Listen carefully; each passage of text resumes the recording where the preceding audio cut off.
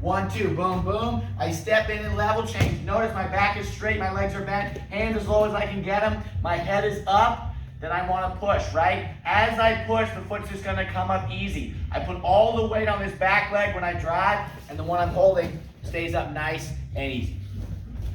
If a guy turns to his belly, though, and starts to build the house underneath himself, yeah, and I can't get my hooks, now we got to attack the turtle, right? We got options. I can make a claw, get my knee in and roll to a head and arm. Or, if I don't feel comfortable rolling this guy all the way over my body, I can make my reverse seatbelt and sit him up, right? And go right to my standard chokes. I always do.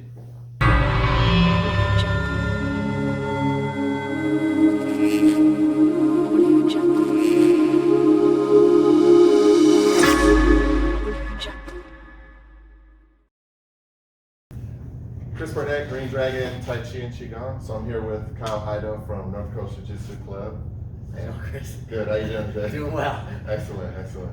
So this is where I train. I started here in December of 2019, and then we had some months off for COVID, and we're back at it now. We've been going since maybe June or July. Yeah, I think we reopened it just at the end of May. So yeah, started June basically. Yeah, and I came back like August, I think. Yeah. So I wanted to ask you some questions, like, because I really admire your skill and Brazilian Jiu Jitsu in particular, and I wanted to know, like, how young did you start? Sure, so I started when I was 8 years old. My dad had been doing it for about a year before getting me and my older brother, who trains as well, into it.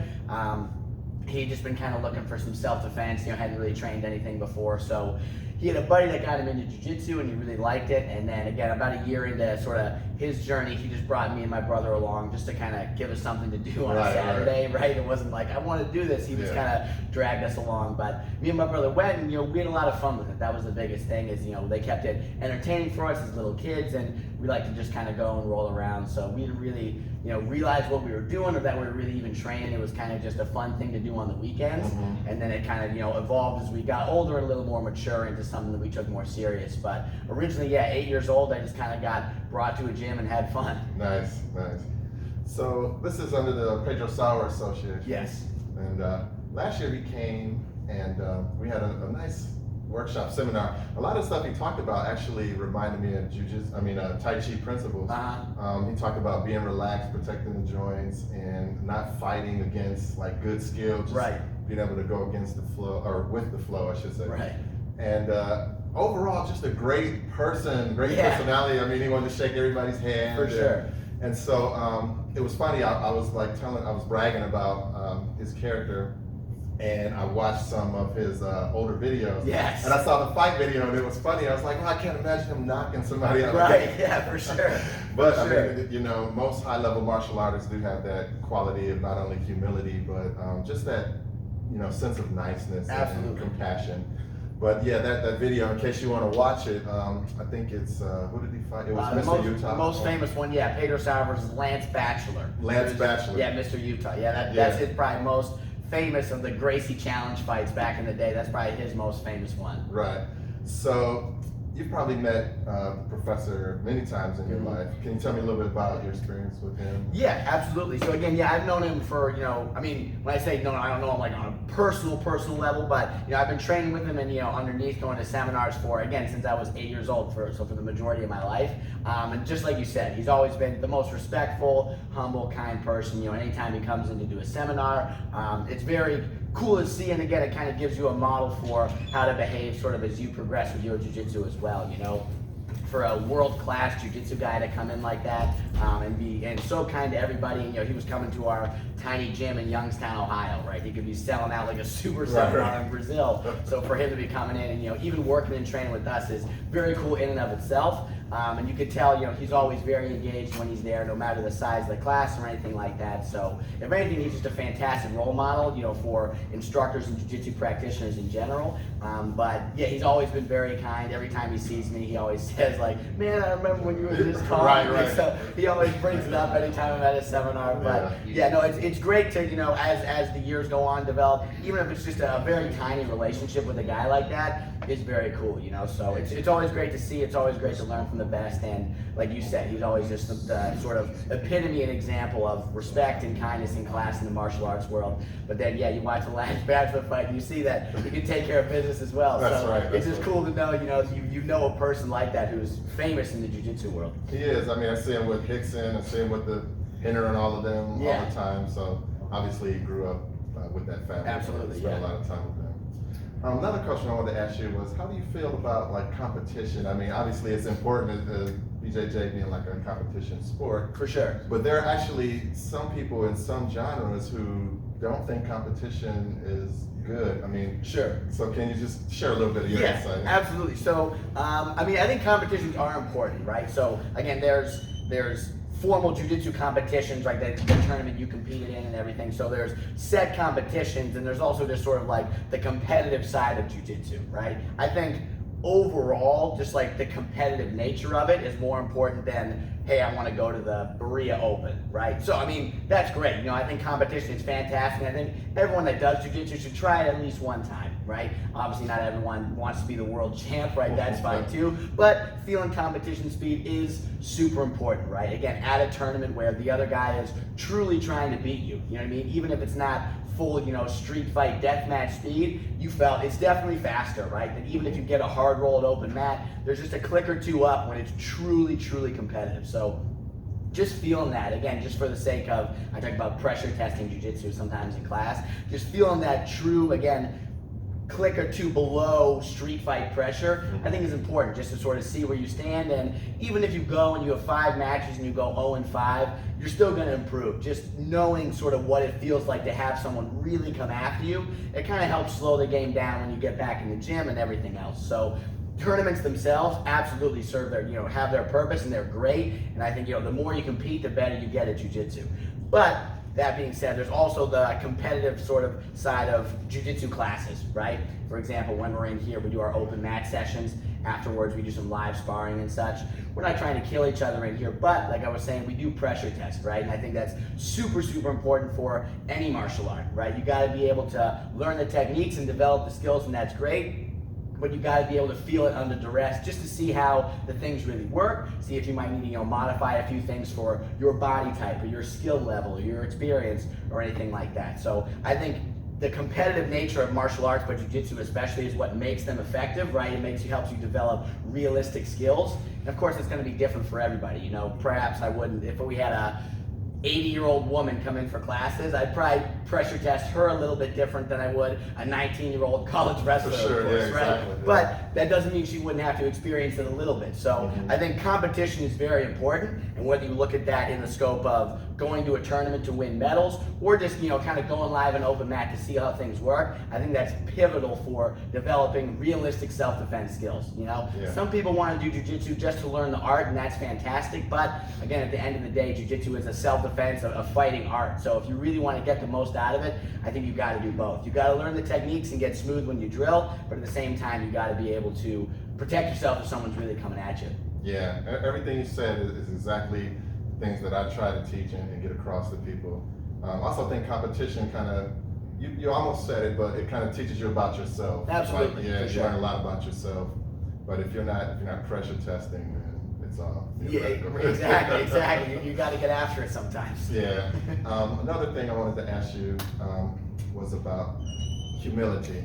Before we go there, though, I want to say you and I rode last time I was in class, and it was great. It really, I would watch you rolling with other people, but we never actually rode together. So obviously I knew you were good, but it was really good for me to feel your skill, and I was I went home and bragged about you. So cool, man. The powers of a black belt is really real. So, but humility in martial arts, a lot of time people will talk about it and they'll exude it from almost, dare I say, an unnatural state where they haven't really been humbled. They just know that you should be humble, so they try to put on an air of humility. Absolutely. But when you do things like this and you're going on a constant basis with people with skill, then it can be, people will impose that humbleness on you for you. Right, exactly, for sure. Yeah, so if you could just say a few words about that. Yeah, I think you hit the nail on the head, right? So again, martial arts, but jiu-jitsu especially, right? Again, like you said, it's all about humility and respect. And I think the thing about jiu-jitsu that's a little bit different than some traditional, even striking martial arts, is that I think you get humbled more in jiu-jitsu than you might some traditional martial arts, just because, again, sort of like we were talking about, you get tested under pretty heavy pressure, I think more often than, say, I don't want to name one off the top of my head, but for example, if we were punching and kicking each other in the head every day, you couldn't always dial up the speed, right, because you'd be getting blasted in the head every day. So exactly. Naturally, you can grapple harder more often than you can spar hard, right? So I think just being sort of put under really tight pressure and really heavy pressure more often kind of lends itself to getting, like you said, humbled more, right? And I think the more you do jiu-jitsu or any martial art especially, the more you start to realize that you're a big fish in a small pond, right? Anytime you feel like, hey man, I've got some skills, there's always a guy who comes through the door, right? And kind of mops the floor with you. So I think the key is, again, sort of experience that humility goes back to that competitive side of it. If you're never competing, whether it be at a tournament or in the room, again, you can kind of get a false sense of confidence. And I think that happens in every martial art. There are jiu-jitsu guys like that, there are karate guys, boxing guys like that, where, I can hit the focus match super crisp and pretty, but if I never spar, right, I might get tagged up. Same thing with jiu-jitsu, I can hit the prettiest triangle in the world, but you bring a college wrestler in here and he might smash me, So I think you have to, again, experience that pressure, and that lends itself to building that true humility. Because again, there are people like that where they talk about, the respect and being humble and everything else, but deep down they don't really feel like that, right? They feel like, I'm the baddest in the room. Right. Especially when it comes to jiu-jitsu. The thing about it, as you do jiu-jitsu more, you kind of realize that, like, this is kind of a negative way to look at it, but it's kind of true. You're never going to be the best, right? You always kind of suck compared to somebody. So the sooner you realize that, I think, honestly, the better it makes you at jiu-jitsu, because you're willing to roll with those guys that are better than you, right? You're willing to sort of feel that pressure and, man, I got smoked that round. I got tapped 6-7 times. But at the end of the day, that's what's going to make you better, right? That's what's going to improve your defensive skills. You're going to feel how they are on offense, and it's going to sort of just make you less afraid to lose, right? I think if you're willing to accept that, hey man, even if you feel like you're good, or I feel good at open mat today, just deep down you tell yourself, I'm not good at this, I'm only trying to get better, right? That's all I'm in here for. You get less afraid of, oh man, I don't want to roll with that guy because I might lose, or what are people going to think, or I'm going to bring my friend to class and he's going to watch me in open mat and let me try and beat everybody. The sooner you can shed that, I think the better it makes you, because again, you're going to be willing to put yourself against guys that are really good, that are going to beat you, and that only builds your skills up to where they are at. So I think true humility comes from the competitive side and those pressure tests. And again, like you said, you have to get humbled. Some people say, I've been humbled before in martial arts, but in jiu-jitsu you have to do it, right? It's not a fun process, and it's a never-ending process. You kind of have to be willing to step into the crucible every time you're on the mat. Right. I know we have to finish up. We got a little bit. We got a little bit of time for sure. So, a couple of things. There's a saying called invest in loss that a lot of Tai Chi people say, and I think that investing in loss is something that you do when you go against people that are better than you. There's a lot of opportunities for learning in those examples. For sure. And if somebody's choking you out or whatever, constantly tapping you, right? I think you can ask them, like, hey, what you do, Absolutely. and things like that. So, and just being on this journey, there's like a certain respect, almost a brotherhood, I think, when people, can laugh and joke 1 minute and you're trying to break each other's arm. Well, not break each other's arm, but, So, and I'm glad I joined. I'm glad I came here, and I really feel that this is a great place for people to train and grow. I think that's about it, though. For sure, man. Well, no, thanks so much. This was really cool. Thank you. Absolutely, anytime. But we love having you, and like you said, again, it's all about humility and respect, and you're a fantastic teammate. The blog's super cool. We've been watching, training. You did fantastic at that tournament. Represented really well. So thanks for this, man. This was really cool, and man, keep coming in. For sure. Thank you. Nice. Yeah. Perfect. One thing about lock your hands, lock them on the other side of your leg. Everybody, really quick. I've seen this from a few groups. A couple more reps. It's looking really good. We got good pressure. Does it feel good for everybody? hopefully so far, right? When we are locking our hands to the Williams guard, I've seen some people lock over here. I want to lock on this side of my knee. See the difference, right? If I'm this way, I don't have too much of a pad lock. A couple groups are here. I want to go through the top, right? Now I kind of got my arm forcing my leg to the floor. So don't lock on this side of the knee, lock on this side of the knee. Couple more. Everyone do it one more time. Go for it.